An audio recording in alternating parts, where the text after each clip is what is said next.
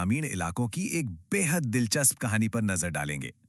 ये कहानी है इस बात की कि कैसे शिक्षा किसी भी समुदाय की पूरी तस्वीर बदल सकती है।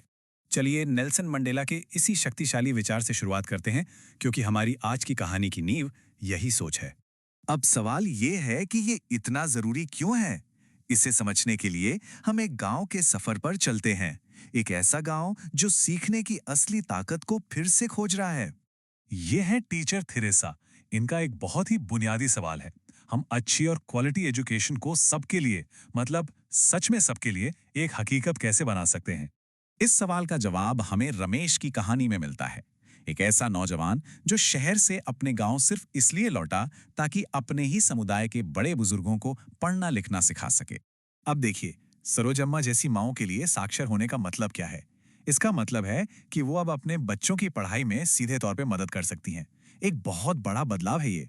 और सुरेशप्पा जैसे लोगों के लिए, उनके लिए इसका मतलब है आजादी। अब वो बैंक में नोटिस बोर्ड खुद पढ़ सकते हैं, फोन पर मैसेज लिख सकते हैं, मतलब आज की दुनिया के साथ कदम से कदम मिलाकर चल सकते हैं।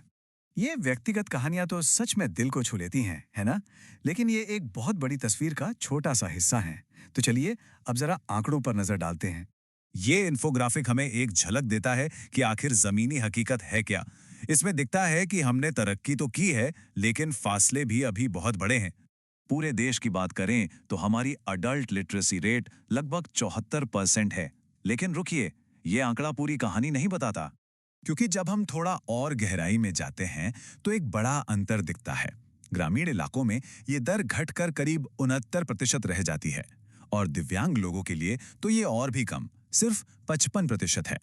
साफ है कि ये आंकड़े कुछ गहरी चुनौतियों की तरफ इशारा कर रहे हैं। तो सवाल यह है कि सबके लिए अच्छी शिक्षा के रास्ते में आखिर रुकावटें क्या है? सबसे बड़ा मुद्दा तो गांव और शहर के स्कूलों के बीच का जमीन आसमान का फर्क है। एक तरफ बेहतर इंफ्रास्ट्रक्चर और टेक्नोलॉजी है, तो दूसरी तरफ बुनियादी सुविधाओं तक की कमी है। और हाँ, महामारी ने इस डिजिटल डिवाइड को तो और भी साफ कर दिया। जहां इंटरनेट नहीं, डिवाइस नहीं, वहां कई बच्चे पढ़ाई की दौड़ में बहुत पीछे छूट गए। लेकिन अच्छी खबर यह है कि इन चुनौतियों से निपटा जा सकता है, और इसका समाधान कहीं दूर नहीं, बल्कि जमीनी स्तर पर, यानी ग्राम पंचायत के पास ही है। आखिरकार लक्ष्य तो यही है कि एक ऐसा माहौल बने जहां हर बच्चा पढ़ने लिखने के लिए खुश हो, उत्साहित हो। तो पंचायत क्या कर सकती है? बहुत कुछ। वो स्कूल में बच्चों की अटेंडेंस पर नजर रख सकती है, पढ़ाई की क्वालिटी चेक कर सकती है, और ये पक्का कर सकती है कि किताबों और मिड डे मील जैसी चीजें हर बच्चे तक पहुंचें।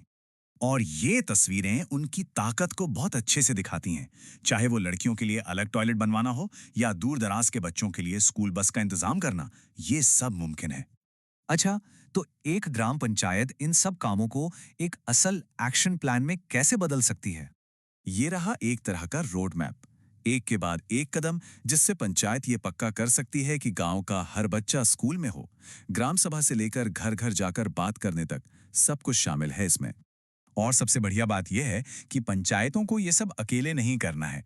उनकी मदद के लिए कई सरकारी योजनाएं हैं, जैसे सर्व शिक्षा अभियान है या फिर नेशनल डिजिटल लिटरेसी मिशन। ये सभी स्कीम्स जरूरी पैसा और सपोर्ट देती हैं। तो आखिर में एक सवाल हमारे सामने है कि बदलाव की शुरुआत तो स्थानीय स्तर से ही होती है ना? हर समुदाय के पास वो ताकत है कि वो पहला, सबसे जरूरी कदम उठा सके।